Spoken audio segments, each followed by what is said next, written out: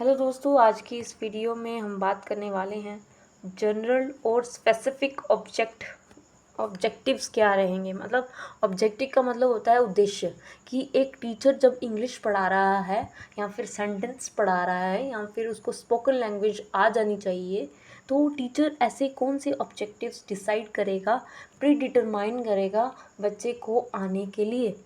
तो भाई उसके जनरल हो गए कि मतलब एक तरीके का जनरल उसको क्या आएगा, इंग्लिश लैंग्वेज जब वो पढ़ेगा तो उसको क्या क्या आएगा। और स्पेसिफिक हो गई, पर्टिकुलर उसको क्या क्या आना चाहिए। मान लो कि स्पेसिफिक एरिया हो गया कि फ्लुएंसी या फिर उसकी टोन या फिर एक्सेंट या फिर लिखने की राइटिंग कैसी है, ये उसके स्पेसिफिक गोल्स हो गए। जब अगर हम बात करेंगे जनरल, तो जनरल में उसको बोलना आना चाहिए, समझ में आनी चाहिए, या फिर वो अच्छे से बोल पाए, स्पीकिंग अच्छी हो पाए। तो जनरल एंड स्पेसिफिक ऑब्जेक्टिव होते हैं टीचिंग ऑफ इंग्लिश के। तो बहुत सारे हो सकते हैं। तो सबसे पहले हम इसकी इंट्रोडक्शन बात कर लेंगे, या फिर कह सकते हैं कि भाई क्यों जनरल ऑब्जेक्टिव्स डिसाइड किए जाते हैं टीचर के लिए। तो टीचर और पेरेंट्स दोनों ही इंस्पायर कर सकते हैं बच्चे को कि वो अच्छी इंग्लिश का प्रयोग करे, यूटिलिटी हो उसकी लाइफ में। क्योंकि हम देखते हैं कि हमारे समाज में या फिर हमारे इंडिया में पहले इतना इंग्लिश का प्रेवलेंस नहीं था। जब हमारे ब्रिटिश राज आया तो वो अचानक से हमारे सामने वो लैंग्वेज आ गई, और इतना हम उसके साथ को इतना फेमिलियर नहीं है। हमारी हमारी मदर टंग वैसी नहीं है, तो हम क्या करते हैं कि हमारे लिए काफ़ी डिफ़िकल्ट हो जाता है उसको समझने के लिए। तो ये हमेशा हमारी सेकंड लैंग्वेज ही रही है या फिर थर्ड लैंग्वेज रही है, ये कभी भी हमारी फर्स्ट लैंग्वेज नहीं रही है, या फिर नेचुरली हमने इसको नहीं सीखा है। तो हायर लर्निंग इसके लिए हमें ज़रूरत होती है। इंस्टीट्यूशन को चाहिए कि ये अच्छे से उनको सिखाए, या फिर टीचर को चाहिए कि भाई इंग्लिश से वो अवेयर रहेगा, टीचिंग ऑफ इंग्लिश से उसको अवेयर किया जा रहा है, सो दैट कि उसके वो बच्चों को अच्छा इम्प्लीमेंटेशन दे पाए, उसके एम्स और ऑब्जेक्टिव्स डिसाइड कर पाए कि टीचिंग इंग्लिश, अगर इंग्लिश पढ़ाते समय मान लो कि वो एसएसटी भी पढ़ा रहा है तो उसमें भी उसकी इंग्लिश झलकती है। तो एक टीचर को इंग्लिश पैडागोजी उसको पता होनी चाहिए कि उस बच्चे को इंग्लिश में हमें क्या सिखाना है, लैंग्वेज कैसे सिखानी है, एक बच्चा बोल पाए, सीख पाए, सुन पाए, उसकी कैपेसिटी बढ़ पाए। तो एम्स जो होते हैं वो हमारे वेरी इंपॉर्टेंट हो जाते हैं। क्यों एम डिसाइड करते हैं? क्योंकि हम कोई भी एक्टिविटी कर रहे हैं तो उसका कोई पर्पस होता है लाइफ में, ठीक है।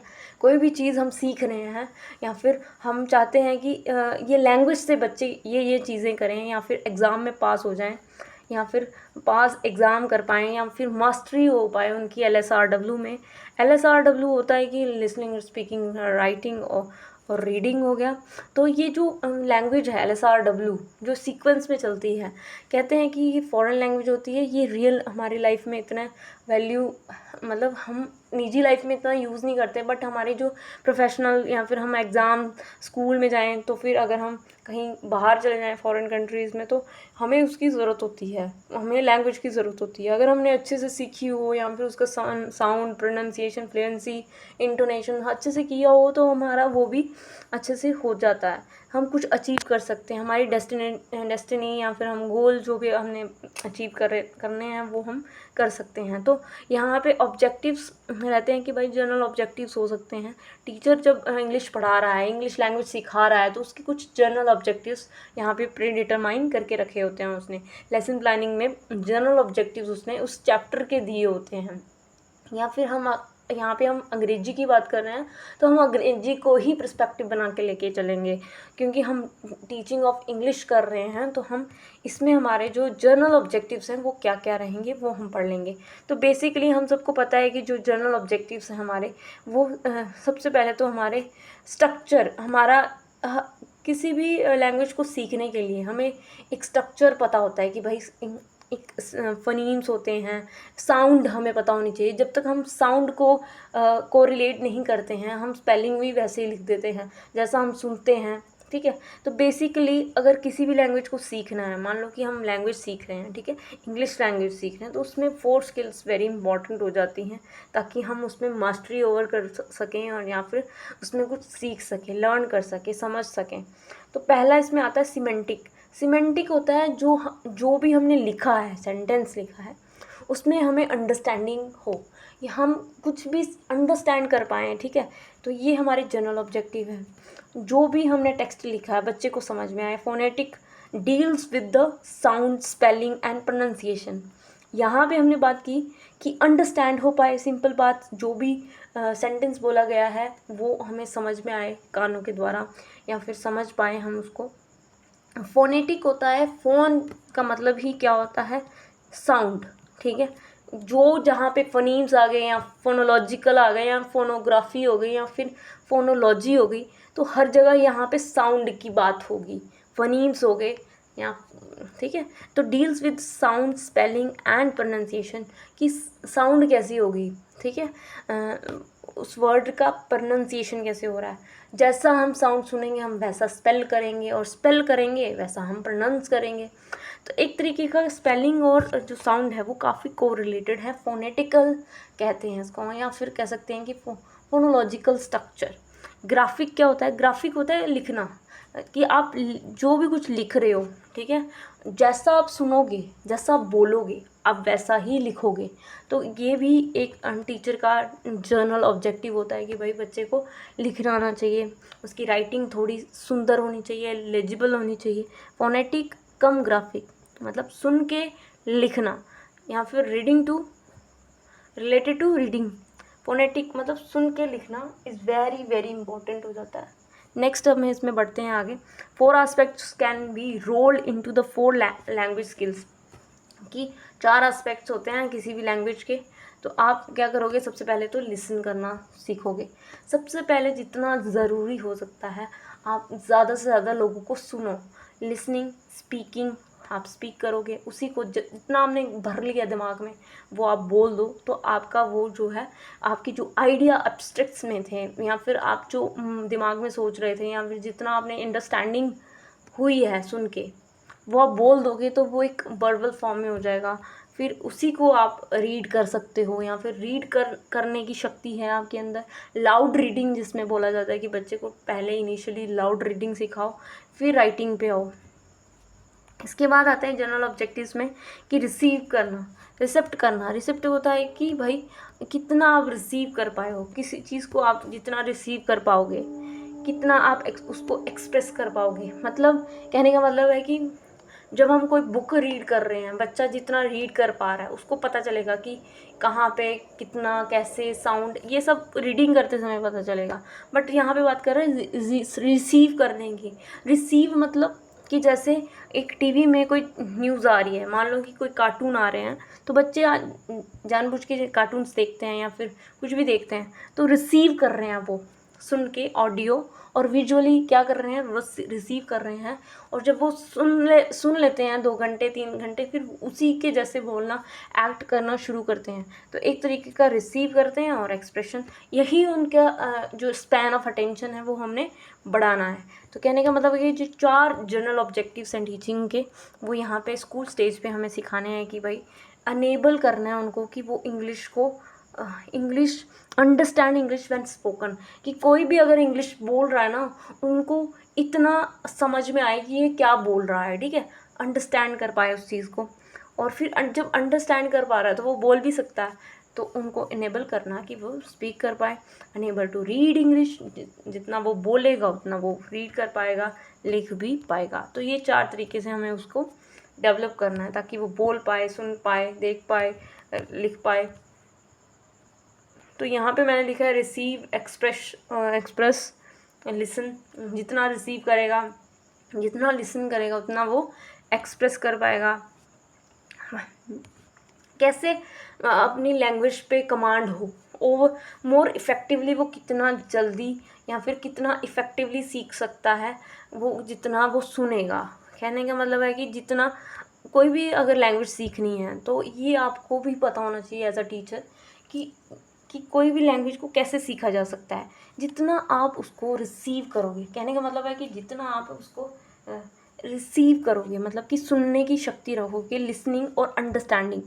पहले तो आपने सिर्फ सुनना नहीं है, सुन के और उसको अंडरस्टैंड, डिकोड करने की कोशिश करनी है। एंड या फिर रीडिंग, जो भी बुक में पढ़ा जाता है बच्चे को हमेशा लाउड रीडिंग ही करवाई जाएगी, कभी भी silent reading first of all में नहीं करवाई जाएगी, जिसको हम मॉडल रीडिंग भी कहते हैं, या फिर टीचर पहले बोल बोल के रीड करता है देन वो उसको रिपीट करते हैं, ठीक है। और इसमें आप कोई भी इंस्ट्रूमेंट यूज़ कर सकते हो, रेडियो यूज़ कर सकते हो,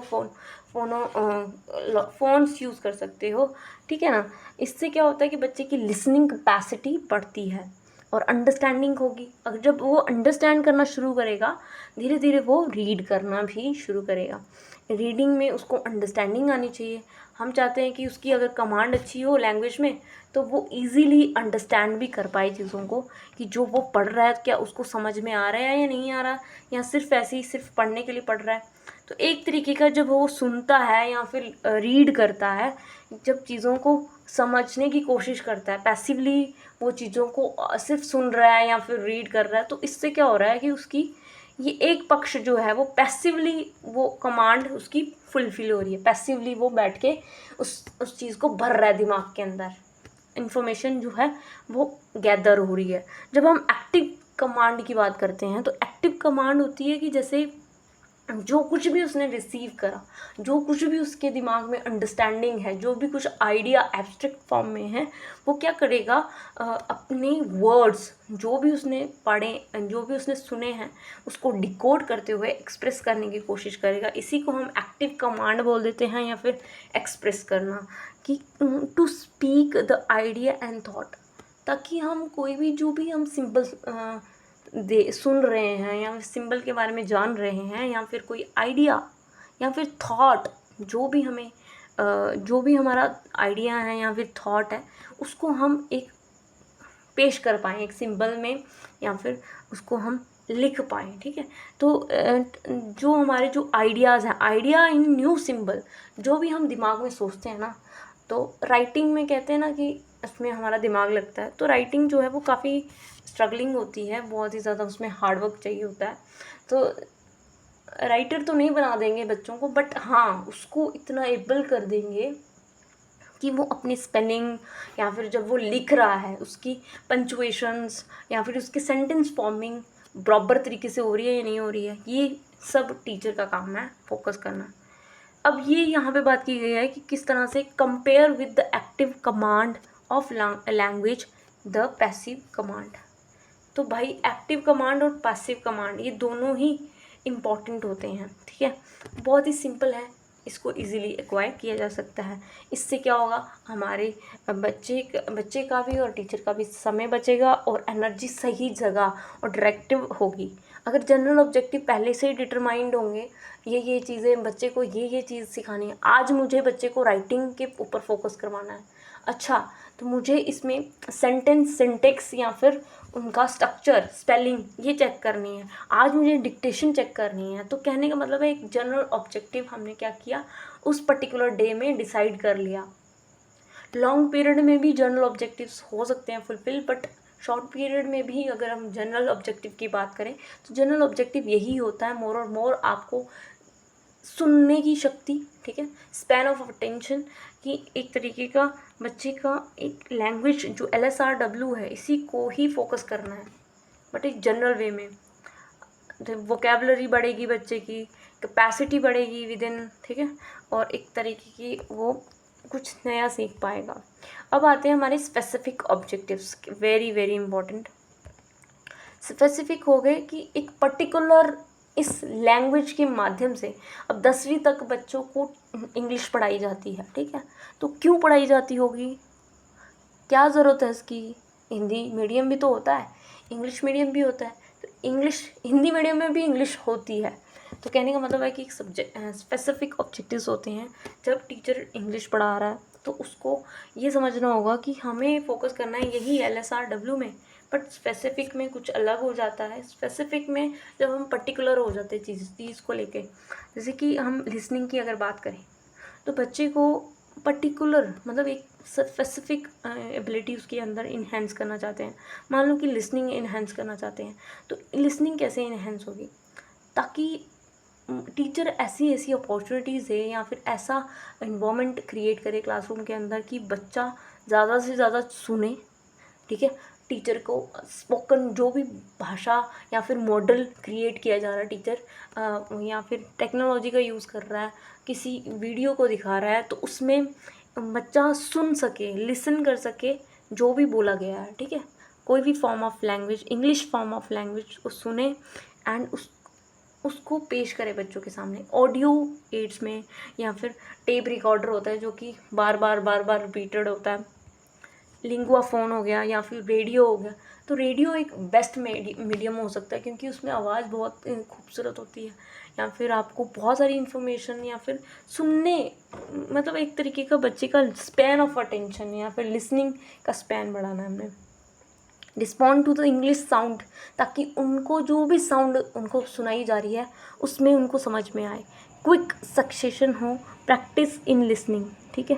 practice in listening is the first foremost principle in the language learning, कि प्रैक्टिस उनको आनी चाहिए। So due to stress must be laid on the while teaching English. तो हमें सबसे पहले लिसनिंग स्किल उनकी बढ़ानी है ताकि वो सुने, समझें, ठीक है। और ये क्या है, इमिटेट कर सकें या फिर कुछ पर्पस हो। कोई भी लिसनिंग हम कर रहे हैं तो उसका कोई मीनिंग हो हमारी लाइफ में, या बच्चे को हम बताएं कि लिसनिंग इसीलिए करवाई जा रही है आपको। स्किल इन लिसनिंग करना इज़ वेरी वेरी इंपॉर्टेंट। उनको पहले शब्द समझ में आने चाहिए कि क्या बोला जा रहा है, अटेंटिवली वो सुन पाएँ, पर्पसफुल हो, या फिर उनको अंडरस्टैंडिंग हो, या फिर वो क्रिएट कर पाएँ अपने इम्प्रेशन को। जो भी उस ऑडियो में बोला जा रहा है उसमें वो इम्प्रेशन उनका पता चले। To listen the for imitation को क्या करें, वो फॉलो करें। ये बहुत ही ज़्यादा डिस्टर्बिंग हो गया है। सिंबल समझ में आए उनको, ठीक है। एक तरीके का हमें लिसनिंग बच्चे के अंदर एक स्पेसिफिक एबिलिटी इन्हेंस करनी है। तो भाई जब लिसनिंग अगर अच्छे से हुई होगी, अच्छे से वर्ड्स सुने गए होंगे या फिर वोकेबलरी अच्छे से सुनी गई होगी, तो ये नेचुरल बात है कि बच्चा बोलेगा जब सुना होगा। तो अगर चाइल्ड स्टार्ट कर देता है अंडरस्टैंड करना, कि वो लैंग्वेज सिंबल्स को समझना शुरू कर देता है, और इस तरह से टीचर क्या करेगा, उनको वर्बल सिंबल्स देगा, वर्बल सिंबल्स को समझने की कोशिश करवाएगा, स्पीकिंग एबिलिटी उनकी इन्हेंस करवाएगा। जितना ज़्यादा आप क्या करोगे, लिसन करोगे, उतना ज़्यादा आप क्या करोगे, स्पीक कर पाओगे। कहते हैं कि जो लर्नर जो भी अपनी स्पीकिंग अच्छी करना चाहता है वो उतना सुने। Lots of listening practices is needed.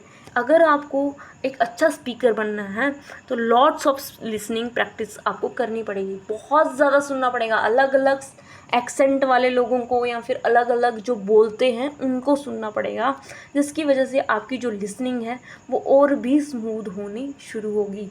Spoken aspect को बढ़ाने के लिए listening is very very important. Teacher को चाहिए कि नंबर ऑफ़ वे से वो इस स्पीकिंग को बढ़ा सके। और हमें क्या करना है, टीचर को क्या करना है, हमें क्या करना है, उनको पॉसिबल वे देने हैं ताकि वो ज़्यादा से ज़्यादा सुन सके और फिर वो बोलने का भी मौका उनको मिलना चाहिए। ऐसा नहीं है कि सिर्फ सुनिए जा रहे हैं, पैसिवली बोलने उनको आ ही नहीं रहा, तो कहने का मतलब है यहाँ पे आपकी टीचिंग ऑफ इंग्लिश गड़बड़ हो जाएगी। नेक्स्ट इसमें आता है गुड मॉडल ऑफ स्पीच, कि एक टीचर अगर एक्सेंट बोल रहा है या फिर प्रोनाउंसिएशन बोल रहा है या फिर गलत एक्सेंट यूज़ कर रहा है, डिस्कशन को डिस्क्यूजन बोल रहा है, तो मतलब एक तरीके का आपका ही प्रोनाउंसिएशन सही नहीं है, तो आप कैसे एक गुड मॉडल बन पाओगे बच्चे के लिए। तो आपको पहले अपना एक्सेंट सुधारना पड़ेगा, तभी आप गुड मॉडल बन पाओगे, एक स्पीक कर पाओगे, ठीक है। तो नेक्स्ट इसमें आता है टीचर को सबसे पहले खुद लर्न करना है, खुद प्रैक्टिस करनी है, साउंड कैसे बोलनी है। क्लास में जाने से पहले खुद वो प्रैक्टिस करे, ऐसे ही ना उठ के चला जाए, ठीक है। ये सब उसको सिखाया जा रहा है। स्किल इन स्पीकिंग, इसमें स्किल क्या क्या चाहिए आपको भाई, क्यों हमें स्किल ये आनी चाहिए स्पीकिंग की, क्योंकि भाई आपको समाज में जाना है, आपको जॉब चाहिए, आपने कंपनी में लगना है। मान लो कि आपने कोई इंटरव्यू देना है, तो आपको आपकी भाषा पे पकड़ होनी चाहिए ना, तो टीचर को भी चाहिए और साथ ही साथ बच्चे को भी चाहिए। तो जितना आप सुनोगे, more you listen more you speak, तो ये इसका सिद्धांत है, या फिर कह सकते हैं कि मॉडल टीचिंग हो सकती है, मॉडल स्पीकिंग हो सकती है, मॉडल प्रैक्टिस हो सकती है, साउंड का आपको ज्ञान होना चाहिए, फोनीम्स आपको अच्छे से करेक्टली पता होनी चाहिए, एक्सेंट आपकी अच्छी करेक्ट, आप एक्सेंट में बोलोगे। देखो हमारे इंडिया में अमेरिकन एक्सेंट नहीं चलती, फिर भी टीचर ऐसे कुछ भी बोल रहा है, ठीक है ना, एडुकेशन वैक्सीन मतलब वॉच वाट, तो ऐसे बच्चे को अलग ही लगेगा कि हम कहाँ आ गए। वाटर बोलते हैं भाई, वाटर ही बोला जाए तो काफ़ी बेहतरीन होगा। कहने का मतलब है कि ये जैसे वाटर है, ठीक है, अगर टीचर ने इसको पढ़ दिया वाटर, तो this is also wrong accent. अगर वाटर वाटर बोलिए वाटर, तो मतलब एक तरीके का एक्सेंट आपकी करेक्ट होनी चाहिए, बिल्कुल भी खटारा नहीं होनी चाहिए। आप करेक्टली प्रोनाउंस करें, कोई भी चीज़ को प्रोनाउंसिएशन ना बोलें, प्रोनाउंस या फिर प्रोनाउंसिएशन, मेरे को भी गलत हो गया। I have proper intonation. Intonation क्या होती है? उतार चढ़ाव, कि भाई कि इंटोनेशन आपकी सही रहे, 2x पे नहीं बोलें। अगर आप बहुत फास्ट बोल लेते हैं तो इसका मतलब ये नहीं है कि आप बहुत होशियारी करेंगे क्लासरूम में जाके। बच्चे को बताएं कि इंटोनेशन कहाँ रुकना है, कहाँ पंचुएशन है, कहाँ स्टॉप बोलना है, कहाँ पे कितना आपने इंटोनेशन का प्रयोग करना है। इंटोनेशन हमारा टॉपिक भी है, हम पढ़ेंगे। To make effective choice of appropriate words, phrase, sentences. Effective choice करनी है, मतलब कि एक वर्ड्स जो भी यूज़ किए जा रहे हैं, नॉलेज को नॉलेज ना बोला जाए, नाइफ़ को नाइफ ना बोला जाए। एक तरीके का पैटर्न होना चाहिए, बच्चे को समझ में आना चाहिए कि साइलेंट क्यों है, अपॉस्ट्रोफी एस क्यों लग रही है, फ्रेजेस जो आधे अधूरे शब्द होते हैं इसका क्या मीनिंग है, वो उसका लिटरल मीनिंग तो नहीं ले रहा। सेंटेंसेस कौन कौन से होते हैं, क्योंकि हम बच्चों को बहुत सारी सेंटेंसेस सिखाते हैं कि इंडक्टिवली बोलो, ठीक है ना। तो ये सारी चीज़ें जब आप लिसनिंग करवाओगे तब होता है। इसमें हमने स्पीकिंग की बात कर रहे हैं ना, तो कन्वे फीलिंग, ताकि बच्चा अपने आप को एक्सप्रेस कर पाए, फेशियल एक्सप्रेशन दे पाए गेस्चर के माध्यम से, ठीक है। अपने जो अंदर जो उसके चल रहा है विचार, वो ऐसे दबा ना सके, ठीक है ना। लैंग्वेज यही तो है कि अपने विचारों को प्रकट करना, कि मतलब जो भी हम फील कर रहे हैं, हम अंदर दिमाग के अंदर जो हमारे फीलिंग थॉट प्रोसेस चल रही है, वो हम एक्सप्रेस कर पाएँ भाषा के माध्यम से। तो फेशियल एक्सप्रेशंस या फिर गेस्चर्स, उसके हाव भाव दिखें।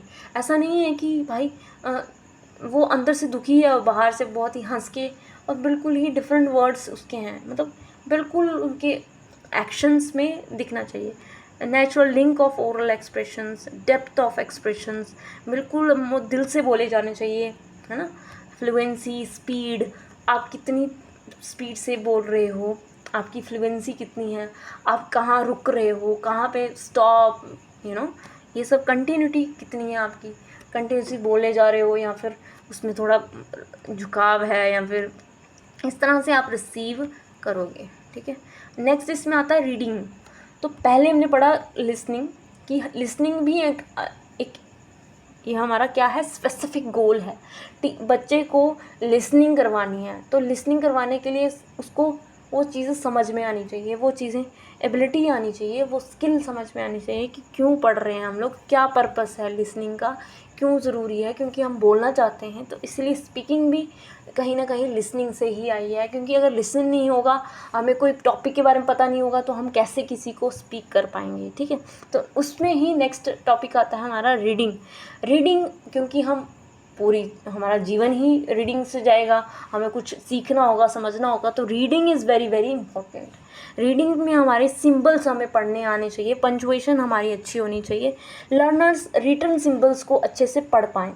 हमारा ये ऑब्जेक्टिव रहे कि जो भी वर्ड्स लिखे हैं ग्राफिक फॉर्म में, जो भी लिखा है, बच्चे को अच्छे से समझ में आए कि ये क्या लिखा है। स्टॉप को स्टॉप बोल पाए, हैशटैग को हैशटैग बोल पाए, या फिर @ को @ बोल पाए। ऐसा नहीं हो कि वो सिर्फ बोल ही रहा है तो उसको लिखने आता ही नहीं। तो रीडिंग जो है वो एक अच्छी मीडियम हो सकता है, जिसमें हम अपने लैंग्वेज को रिसीव कर सकते हैं, और भी एक फॉर्मल वे में हम इसको समझ पाएंगे। तो कहने का मतलब है कि लाउड रीडिंग बच्चे को सिखाई जाए। सबसे पहले तो क्या होता है, बचपन में क्या होता है कि हम लोग इतने एब्स्ट्रैक्ट फॉर्म में नहीं होते हैं, तो बच्चे को बोल बोल के या फिर लाउड रीडिंग के माध्यम से पहले इंट्रोड्यूस करती है टीचर की रीडिंग कैसे करनी है।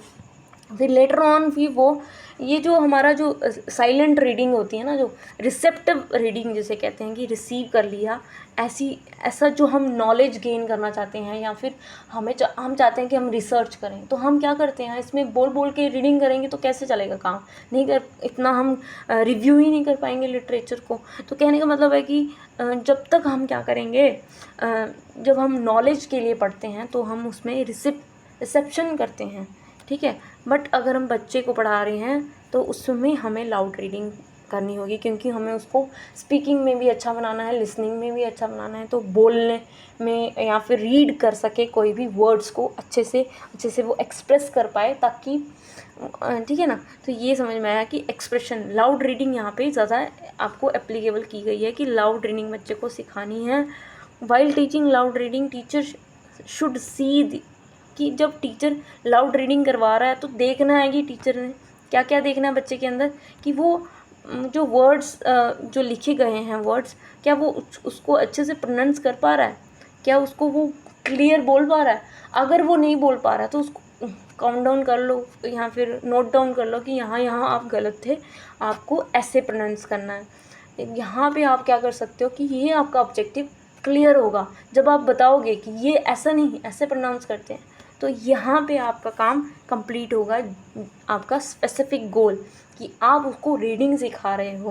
प्रॉपर स्ट्रेस कहाँ देना है, what is your name, what is your name, what is your name, what is your name, तो मतलब एक तरीके का स्ट्रेस कहाँ देना है, कहाँ ये है तो हमें कहाँ कैसे एक्सप्रेशन देने हैं, कैसा हमने स्ट्रेस कहाँ देना है, जहाँ कहाँ पे ज़्यादा ज़ोर देना है, कहाँ पे हमने स्पीड बढ़ानी है, कहाँ पे हमने स्टॉप हो जाना है, जहाँ पे डॉट आएगा वहाँ पे हमने थोड़ा धीरे बोलना है। एक तरीके का जब रीडिंग कर रहे हैं तो हमें हमारे हैंड्स कहाँ होने चाहिए बुक्स पे, या फिर हमारे आईज़ कैसे होने चाहिए। Do not commit reading fault of hand eye movement, हम कहीं और देखने शुरू कर जाएंगे तो हमारा जो स्विच हो जाएगा, मतलब हम नहीं कर पाएंगे। अंडरस्टैंडिंग न्यू वर्ड्स, ताकि अगर बच्चे को समझ में नहीं आ रहा है, न्यू शब्द नहीं आ रहे हैं, तो क्या करेगा, उसको वो हेल्प करेगा टीचर कि उसको वर्ड समझ में आए। सेंटेंस कैसे फॉर्म हुआ है, सब्जेक्ट वर्ब ऑब्जेक्ट और ये सब सिंटेक्स उसको समझ में आएगी, ये सेंटेंस कैसे बना है, जो क्वेश्चन मार्क होता है वो क्या होता है, फुल स्टॉप क्या होता है, हैशटैग क्या होता है, ये क्या होता है, ये सारे सिंबल्स बच्चे को बताने चाहिए। सेंटेंस कैसे फॉर्म होता है, वर्ब क्या होती है, ठीक है, ये सब चीज़ें। और इस तरह से रिकॉग्नाइज़ करना शुरू करेगा बच्चा, रूट वर्ड को समझना शुरू करेगा कि रूट वर्ड क्या होते हैं, सफिक्सेस क्या होते हैं, ये सब चीज़ें आपकी रीडिंग के माध्यम से बच्चा सीख पाएगा। तो स्किल इन रीडिंग क्या होएगी, एक्सेंट वही, प्रोनाउंस अच्छे से कर पाए, इंटोनेशंस, फ्लुएंसी और कंटिन्यूटी रहे, आई स्पैन उसका अच्छे से रहे, क्योंकि हम चाहते हैं कि उसकी रीडिंग लॉन्ग लास्टिंग हो। तो लॉन्ग लास्टिंग तो नहीं होगी, 5 मिनट की होगी, 2 मिनट की होगी, तब भी वो आई स्पैन जो है उसका, जो आई अटेंशन है बुक के ऊपर, वो कितने मिनट रहता है, कितना कर पा रहा है, क्या वो पढ़ने में इच्छुक भी है या नहीं, क्या वो फोकस कर पा रहा है। टीचर अगर अच्छे से उसको समझाएगा, पैटर्न तरीका समझाएगा कि इस तरह से पढ़ना है, तो वो फोकस करेगा ही। Ability for reading for the purpose, कोई भी रीडिंग हम कर रहे हैं बच्चे को समझाना है कि इसका हमारा पर्पस क्या है। हमारा पर्पस यही है कि बच्चे को एक अच्छी रीडिंग आ पाए। तो सीधा यहाँ पे बात की है, रीडिंग जब कर रहे होंगे तो हमारा साउंड का ध्यान रखना है, स्पीड का, फ्लुएंसी का, इंटोनेशन का, अंडरस्टैंडिंग क्यों कर रहे हैं, पर्पस पता होना चाहिए। और धीरे धीरे हमें उसको साइलेंट रीडिंग के तरफ लेके चलना है। हम सबको पता है कि बच्चे जो हैं वो साइलेंट रीडिंग नहीं कर पाते, वो बोल बोल के पढ़ते हैं। जैसे कि मैं अभी पढ़ रही हूँ तो मैं भी बच्ची हूँ, ऐसा नहीं हो सकता क्योंकि एनर्जी इसमें बहुत ज़्यादा खर्च हो रही है। और इससे क्या हो रहा है कि बच्चे को साउंड जब सुनाई देती है, जब वो बोलता है तो सुनता भी तो है, लिसन तो कर रहा है, फिर जैसा वो बोलेगा वैसा वो समझ में आता है उसको, तो उसकी सेंसेस काम करते हैं। इसलिए धीरे धीरे हम उसको साइलेंट रीडिंग पे लेके जाना है, और ताकि वो इंडिपेंडेंट भी होगा ना, तो वो खुद समझ पाए और अंडरस्टैंडिंग डेवलप हो पाए उसकी। Next, last but not the least, writing is very very important. यहाँ पे हम उसको ऑथर नहीं बना रहे हैं या फिर उसको एक महान ज्ञाता जो लिटरेचर बनाता है वैसा कुछ नहीं बना रहे। बस बच्चे को आना चाहिए, हैंड राइटिंग उसकी क्लियर हो, उसको वर्ड्स सिंबल्स जो भी वो लिख रहा है उसको रिकग्नाइज करना आना चाहिए। वो जो लिख रहा है ABC जो भी लिख रहा है उसको एक पैटर्न बनाना आना चाहिए कि भाई इसको कैसे लिखना है, एक सुंदर तरीके से ग्राफिक उसका क्लियर होना चाहिए। तो इस तरह से राइटिंग क्या होती है? राइटिंग होती है हम जो भी थॉट्स हमारे दिमाग में चल रहे हैं, जो हमने सुने हैं या फिर जो हमने दिमाग में भरा हुआ है उसको एक्सप्रेस कर देना।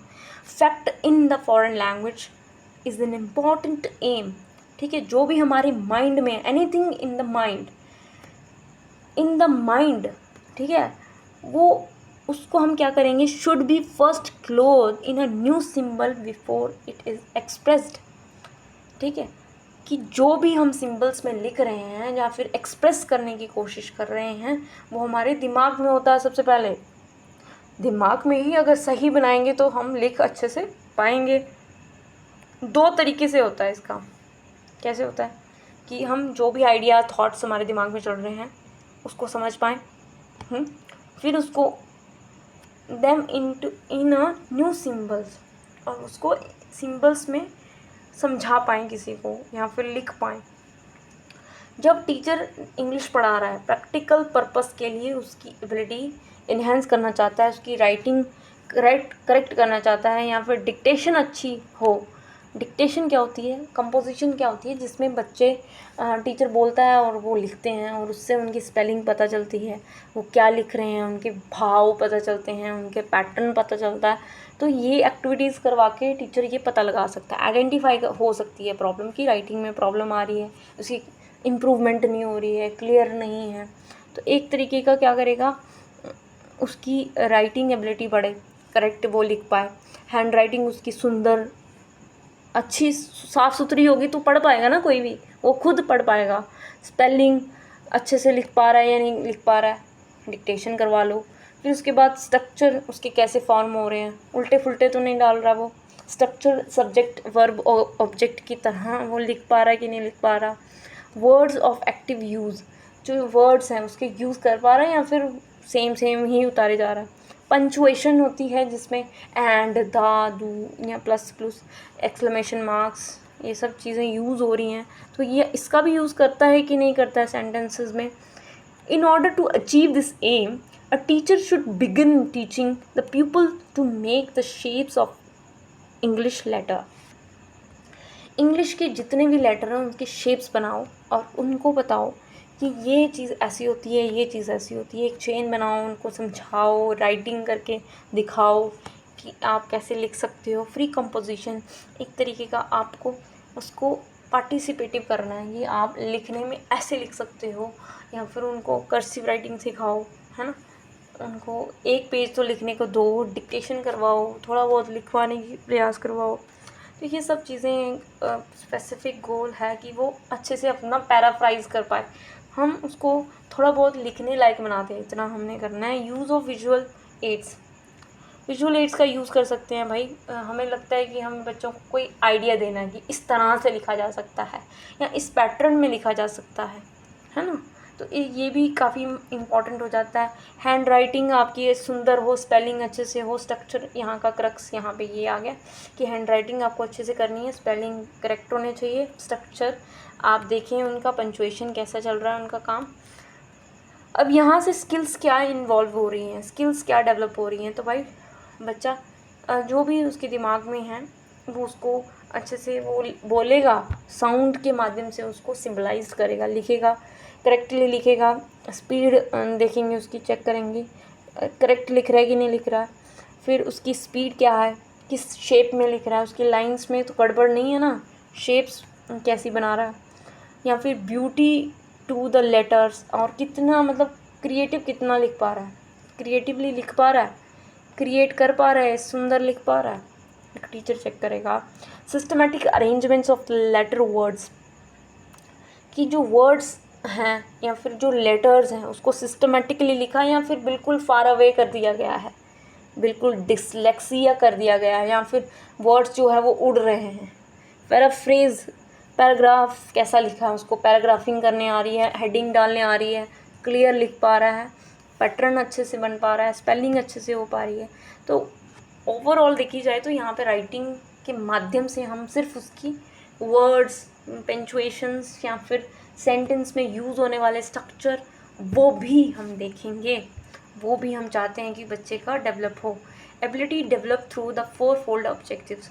तो हम यही चाहते हैं कि भाई उसकी लैंग्वेज जो है, स्पोकन लैंग्वेज भी इंक्रीज़ हो, वो अच्छे से स्पोकन, सिर्फ स्पोकन क्या होती है, जो भी इनफॉर्मल बात हमारे दिमाग में आई, हमारे इमोशंस हमारे, और जो इंग्लिश लैंग्वेज है, जो कि भाषा है, बिल्कुल ही सख्त भाषा, जिसमें एक प्रॉपर प्रोनाउंसिएशन होता है, राइट इंटोनेशन, स्ट्रेस यूज़ किए जाते हैं, स्पीच हमारी अच्छी होनी चाहिए, हम नॉर्मल स्पीड में बोलने जाने चाहिए।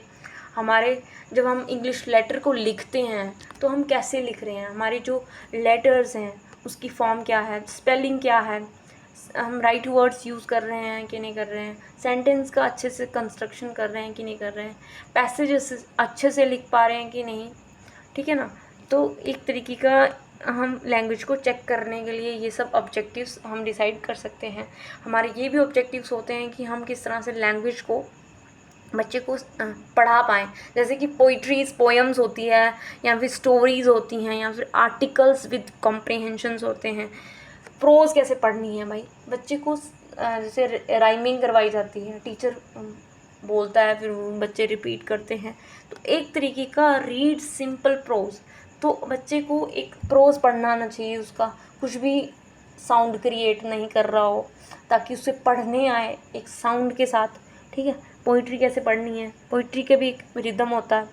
सेंटेंस कैसे फॉर्म करने हैं, ठीक है। मान लो क्वेश्चन मार्क है तो उसमें वो वैसा साउंड क्रिएट हो रहा है कि नहीं हो रहा, simple sentence with understanding create कर पाए। Read aloud with losing the chain of thought, कि जब वो बोल रहा है, मान लो कि कुछ रीड कर रहा है, तो उसमें उसके जो थॉट हैं, जो भी वो बोलना चाहता है, वो कंटिन्यूसली वो बोले जाएं। ऐसा नहीं है कि वो बिल्कुल कट हो गया, उस चैन से ही कट हो गया। एबिलिटी टू डेवलप, हम क्या चाहते हैं, बच्चे को समझ में आए, जो भी टेक्स्ट लिखा है, जो भी कुछ लिखा है बुक में, उसको वो कॉम्प्रिहेंड कर पाए। तो ये हमारा ऑब्जेक्टिव रहेगा कि हमें बच्चे के अंदर कॉम्प्रिहेंशन डेवलप करना है, ताकि वो अंडरस्टैंड कर पाए, इंटरप्रेटेट कर पाए, उसको पढ़ के वो एक्सप्रेस कर पाए, अपने व्यूज़ लिख पाए, अप्रिशिएट कर पाए, या फिर एप्लीकेशन कर पाए अपनी लाइफ में, उसको इम्प्लीमेंट कर पाए, ऐसे वर्ड्स जो उसने पढ़े हैं उसका वो यूज़ कर पाए। तो कॉम्प्रिहेंशन क्या होता है कि ताकि जो भी हमने प्रोज पढ़ा, या फिर जो भी स्टोरी पढ़ी, या फिर फ्रेज़ पढ़ा, या कुछ भी पढ़ा, ठीक है, तो उससे हेडिंग से समझ आ जाना चाहिए कि इसका क्या मोरल ऑफ कैरेक्टर है, या सेंट्रल आइडिया क्या है। इस कहते हैं ना कि प्रोटोगोनिस्टिक क्या बोलते हैं इसको, प्रोटोगोनिस्टिक कुछ होता है, ऐसा कुछ होता है, जो कि एक सेंटर ऑफ होता है, यार मुझे याद नहीं आ रहा, तो वो उसको समझ में आना चाहिए। To associate idea for comparison purpose, तो आइडिया को एसोसिएट कर पाए। ये नहीं है कि इस पर्टिकुलर जहाँ पे दैट का मीनिंग पढ़ा तो वो हर जगह नहीं लगा पा रहा, दैट का मीनिंग एक ही होगा, देयर का मीनिंग एक ही होगा, वो हर जगह उसका यूज़ कर पाए, एसोसिएट कर पाए, रिलेशनशिप बना पाए डिफरेंट आइडिया के साथ, वर्ड्स के साथ। Find out the meaning of the words and sentences, उसको वर्ड्स के मीनिंग या फिर उसके जो भी सेंटेंसेस हैं रेलिवेंट कंपैरिजन कर पाए, समराइज़ कर पाए किसी चीज़ को। अच्छा स्टोरी पढ़ी तो उससे क्या आपका मोरल कैरेक्टर निकल के आया, इसका क्या अपने शब्दों में बता दो कि इस कहानी को क्या, कहाँ से शुरू हुई, क्या है फिगर ऑफ स्पीच, इसमें मेटाफर कौन सा, किसकी तुलना किसके साथ की गई है, पर्सोनिफिकेशन, या फिर कह सकते हैं कि बहुत सारी चीज़ें होती हैं। फिगर ऑफ स्पीच आपने पढ़ी होगी तो आपको पता होगा। तो ये भी उसको पता चल पाए कि इस सेंटेंस में फिगर ऑफ स्पीच यूज़ किया गया है, इस पोइट्री में ये आइडिया यूज़ किया गया है।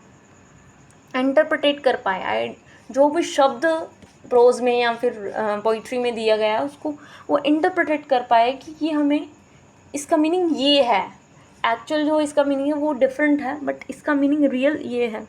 एक्सप्रेस कर पाए। एक्सप्रेस मतलब कि अपनी शब्दों में, यहाँ पे टीचर पेरेंट्स को इमिटेट करें उनकी भाषा जो भी उनको बोलते हैं। ऐसा नहीं है कि सुंदरी भाषा बोलते हैं तो वो वही सीख लेता है, तो ऐसा भी होता है कि गड़बड़ हो जाती है, हमारी एक्सेंट में गड़बड़ होती है। हम साउंड को रिप्रोड्यूस कर पाए, बच्चे को बताना है कि कैसे इसका प्रोनाउंसिएशन होना चाहिए, कैसे हम इसको इंडिपेंडेंटली एक्सप्रेस कर सकते हैं, to use correct words, structure सही होना चाहिए, to answer questions, pronounce correctly, explain the idea effectively, language का यूज़ करना आना चाहिए। एप्रिसिएशन होता है इंटरेस्ट एंड एटीट्यूड, कि बच्चे का खुद का इंटरेस्ट होना चाहिए कि रिसाइट कर पाए, वो खुद उसको गुनगुनाए या फिर रीड उसको अच्छे से कर पाए रिदमली। जैसे कि ऐसा नहीं कुछ भी, जब वो रिसाइट कर रहा है किसी भी पोएम को तो वो उसमें उसका इमोशनल टच होना चाहिए। ये नहीं है कि वो ऐसे ही सिर्फ ऐसे कहानी जैसे जैसे एहसान चढ़ाना है उसने टीचर के ऊपर कि टीचर ने खड़ा कर दिया तो पढ़ लेता हूँ, ऐसा नहीं। उसको खुद ऐसा, जब उसको समझ में आएगा, जहाँ भी टीचर उसको अच्छे से समझाएगा तो ऑब्वियसली उसका इमोशनल बैकग्राउंड उसमें होगा। वो जब भी रिसाइट करेगा या फिर रीड करेगा उसका उसमें इमोशनल टच भी इंक्लूडेड होगा। तो कहने का मतलब है कि जैसे कोई पोयम है, हाथी राजा कहाँ चले, दुम हिला के कहाँ चले, मेरे घर में आओ ना, हलवा पूड़ी खाओ ना, और ये सब जो भी है पोयम है, ठीक है। तो मान लो कि ये पोयम गाई तो वो ऐसे एक्शन करके कर रहा है, हाथी राजा कहाँ चले, दुम हिला के कहाँ चले, मेरे घर में। टीचर खुद पहले मॉडल बनेगा और उसको इमिटेट कर रहा है बच्चा, और फिर जब वो सच में वो फील कर रहा है कि हाथी राजा हमारे घर में आ रहे हैं और वो पूंछ हिला के कहाँ चले, मेरे घर में आओ ना, हम उसको बुला रहे हैं। तो एक तरीके का क्या है इसमें, बच्चा इमोशनली इन्वॉल्व है। To appreciate the significance the vigour of speech, क्या सच में हाथी राजा हमारे घर में आ सकते हैं? नहीं आ सकते। ये भी बच्चे को पता होना चाहिए कि ये सिर्फ ऐसे हवाबाजी है, ये ऐसी कोई बात होती नहीं है, ये सिर्फ समझने के लिए। To discover and appreciate the content and the idea, कि बच्चे को जो भी कंटेंट लिखा है उससे समझ में आए, उसको डिस्कवर कर पाए, अप्लाई कर पाए। एप्लीकेशन क्या होती है कि कोई भी लैंग्वेज को हम बोल पाएँ। एप्लीकेशन अल्टीमेटली ये होती है, हम इंग्लिश सीख रहे हैं, पढ़ रहे हैं, बोल रहे हैं, लिख रहे हैं, इसका अल्टीमेटली यही ट्रुथ है कि भाई हम बोल पाएँ, हम अपने आइडियाज़ को, हम जो सुनते हैं समझते हैं, बोल पाएँ। बच्चे को इतना एबल बनाना है, स्पीक फ्लुएंटली, कम्युनिकेट कर पाएँ इंग्लिश में, बच्चे अच्छे से बोल पाएँ, अपने आइडियाज़ को शेयर कर पाएँ क्लासरूम के अंदर, वो ज़्यादा से ज़्यादा रीड करें, अंडरस्टैंड करें, ताकि उनकी जो हेल्प ले सकती हैं डिक्शनरी की या फिर किसी भी लैंग्वेज की, इंग्लिश, ठीक है। Straight forward piece of full English and not specialised subject. Writing a simple letter लिखाना शुरू करें। सबसे पहले उनको express opinions on the simple topics पे बात करें। जैसे कि मोर के बारे में बताओ 4 लाइनें। तो जैसे कि मैं तो हिंदी में बात कर रही हूँ, जैसे कि मैंने बोल दिया tell us about yourself, या फिर अपने बारे में बताओ, तो वो बताएगा कि मेरा नाम ये है, मैं इतनी कक्षा में पढ़ता हूँ, या फिर मेरी हॉबीज़ ये हैं। तो इस तरह से बच्चे को इन्वॉल्व करना है लैंग्वेज स्पीकिंग में, सो दैट कि वो अपने आप को एक्सप्रेस कर पाए। जितना हो सकता है वो एक्सप्रेस करेगा तो वो अपने आप को और इम्प्रूव करता चला जाएगा। मदर टंग का यूज़ कर पाए, वो ट्रांसलेट कर पाए अपनी मदर टंग जो भी है उसकी, कोई भी भाषा हो सकती है, तो मदर टंग का यूज़ कर पाए, ठीक है। To translate simple carefully chosen materials from the mother tongue into the foreign.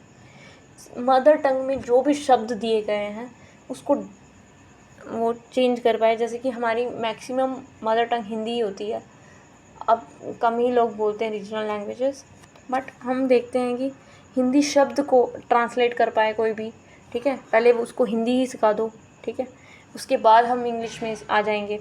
तो ये थे हमारे जो एप्लीकेशन, ये ज़्यादा इम्पॉर्टेंट है कि एप्लीकेशन आ जाए, उनको एप्रिशिएशन करना आना चाहिए, एक्सप्रेस करना आना चाहिए, एक्सप्रेशन कॉम्प्रीहेंड करना आना चाहिए, ये सारी एबिलिटीज़ उसके अंदर डेवलप करवाओ और राइट कर सके, लिख सके, स्पीक कर सके, अंडरस्टैंड कर पाए।